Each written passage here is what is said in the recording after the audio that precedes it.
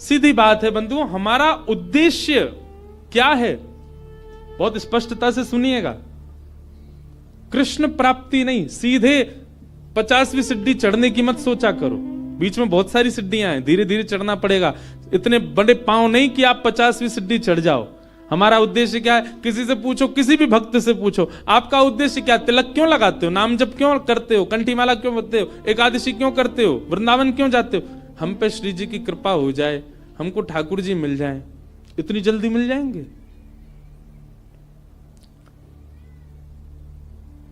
जैसे आप किसी मार्ग पर जाते हैं, जैसे मान लीजिए कि आप ऋषिकेश में बैठे हैं तो निश्चित है कि बद्रीनाथ ही आते हैं, बार बार बद्रीनाथ जा रहे हो तो ऋषिकेश से आपका उद्देश्य बद्रीनाथ जाना ही है, पर बीच में कई ऐसे शहर पड़ेंगे, अगर आप कहीं भटकोगे तो आप उन शहरों का नाम पूछोगे, ना कि सीधा बद्रीनाथ। 300 किलोमीटर दूर का नाम थोड़ी लोगे। यहां से चलते समय आप पूछोगे भैया शिवपुरी कितना दूर रह गया? शिवपुरी वहां जाओ, आगे से मुड़ोगे और शिवपुरी आ जाएगा। उससे आगे जाओ, श्रीनगर कितनी दूर है? ये देवप्रयाग कितना दूर है? यहां है देवप्रयाग। वहां के लिए रास्ता कैसे? आपके पड़ाव धीरे धीरे आगे बढ़ते हैं, सीधे ही बद्रीनाथ नहीं पहुंचा जाता। सनई सनई है। वैष्णव का पहला पड़ाव होना चाहिए प्रेम। किस लिए भजन कर रहा है? किस लिए कथा सुन रहा है? किस लिए वृंदावन जा रहा है? किस लिए गंगा जी का आश्रय ले रहा है? किस लिए कंठी पहनता है? किस लिए एकादशी करता है? मैं प्रेमी बनूं। पहले प्रेमी तो बनूं। पहला पड़ाव उसका प्रेम होना चाहिए। प्रेमी बनने का स्वभाव क्या? उसकी दृष्टि बदल जाए। अब वो सबको देख करके मुस्कुराता ही है। मैं ऐसे ऐसे प्रेमियों को भी जानता हूं जो किंचित बात विरह की सुन लें तो नेत्रों से आंसू गिरने लग जाते हैं। प्रेमी का इस स्वरूप हो जाता है कि उस बहुत जल्दी भाव में आ जाएगा, बहुत जल्दी भावुक हो जाएगा। हम होते हैं, हमारे आगे तो व्यक्ति गंगा जी में कूद जाए तो हमको विरह नहीं होता। प्रेमी व्यक्ति कैसा होगा? किंचित कोई भाव ऐसा देख लेगा ना, बहुत छोटा सा, कोई व्याकुल बैठा है, उस व्याकुलता को देख करके वो विरह में आ जाएगा। ये होता है प्रेमी का स्वरूप। आधुनिक भाषा में उसको कह देते हैं ये बहुत इमोशनल है, बहुत जल्दी इमोशनल हो जाता, बहुत जल्दी भावुक हो जाता है। संसार को देख करके भावुक हो रहा है। एक बात बताएं, भावुक व्यक्ति प्रेमी बहुत जल्दी बन सकता है। अगर किसी के अंदर भावुकता बहुत ज्यादा है ना, तो एक प्रकार से वो ये समझ ले कि उसको कई सीढ़ियां पहले से चढ़ा हुआ है। वो भावुक व्यक्ति बस प्रेम की ओर बढ़ जाए, प्रेमी और बन जाए, और अधिक प्रेम हो जाए, और वही प्रेम वृंदावन चंद से हो जाए उसका।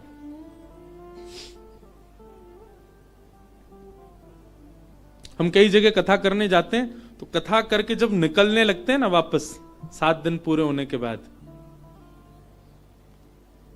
बहुत लोग भावुक हो जाते हैं।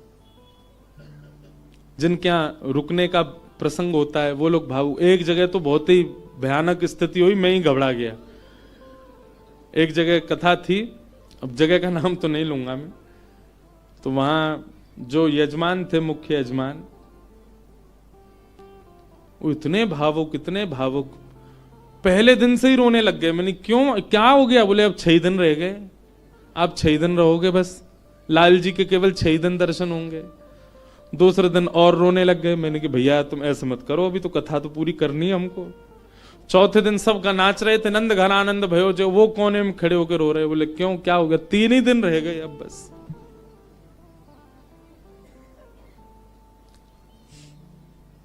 जिस दिन विश्राम दिवस था, मैं तो बहुत घबरा रहा था। मैंने आज क्या होगा, वो पहले दिन से ही रो रहे हैं। वही हुआ। अच्छा, ऐसा और था कि कथा करते ही मुझे एयरपोर्ट जाना था, मेरी फ्लाइट थी। कथा भी मैंने सुबह सुबह की थी 7 बजे से। आरती, विश्राम आरती हो रही थी, और मैं बस ये था कि हे लाल जी कुछ हो नहीं, बहुत भाव में। वही हुआ, आरती करते करते दोनों, पहले तो उनकी गृहिणी मूर्छित होकर गिर पड़ी, बेहोश ही हो गई, और फिर जो उनके पतिदेव थे उनको देख के वो भी हो गए। उसके पीछे बिल्कुल भी किंचित ही, हमको तो समझ में आया था नाटक, लेकिन नहीं, वास्तविक था। पानी वानी डाला भैया, उनका ब्लड प्रेशर वगैरह सब कम होता चला गया। एक कथा भी आती है, सुना है? एक महाराष्ट्र के राजा थे। उन राजा का एक ही बात उसके मन में चलती थी कि मेरे नगर में कोई साधु आ जाए, मेरे नगर में कोई संत आ जाए, मेरे नगर में कोई भक्त आ जाए।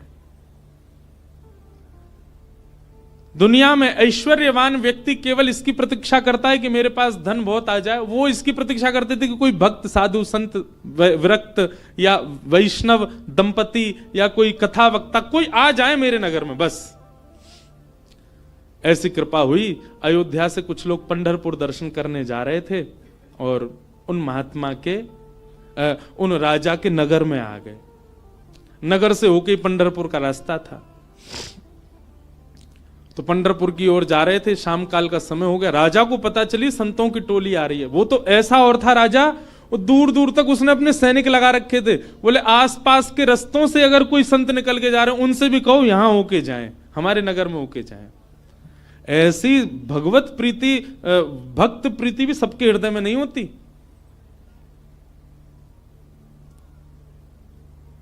ये बात बंधुओं लिख लीजिएगा, जिस दिन हरि प्रिय आपको प्रिय लगने लग जाए, समझ जाना आप हरि से आप हरि के प्रिय होते जा रहे हो।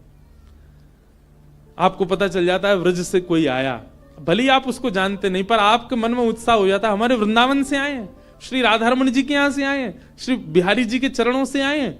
भले ही आपका परिचय नहीं, फिर भी आप ब्रज से आए जान करके उनको प्रणाम करने जाओ। ऐसी प्रीति अगर आपके चित्त में है, आप प्रेम की अवस्था में आ चुके हो। हरि से ज्यादा हरिजनों से प्रीति हो तो